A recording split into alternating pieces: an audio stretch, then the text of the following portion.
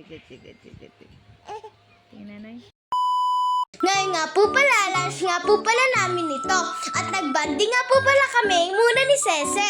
Habang nagbabanding po kami ni Sese, si nanay naman po pinaglagay muna po kami ng lotion. Ang lotion nga po pala nito para hindi po kami makagat ng lamok. Gawa po baka daw po kami matengke, sabi po ni nanay. At si Uno naman po, iyak ng iyak gawa po sa kanyang laruan kasi po nagkakangipin na po siya. Hindi niya po makagat yung may pwede pong kagatin. At tumabi nga muna po ako kay nanay. Gawa po nanonood po kami na paborito po namin pinapanood ang FAM. Si tatay nga muna po sa akin ang nagpuyod. Gawa po si nanay po, iyak po ng iyak si Uno. Kaya po hindi niya po ako mapuyodan. Nagpractice na nga po pala ako sa basketball. At gusto ko po talaga volleyball. Kaso po hindi po talaga ako napipili sa volleyball. Kaya po tinaray ko po ang basketball. Dito po ako napili at mas nagpractice pa po ako nagpractice at mas nagustuhan ko na po ang basketball. Kung kayo po may gusto po kayong salihan ng mga laro or kahit ano pong gusto nyo,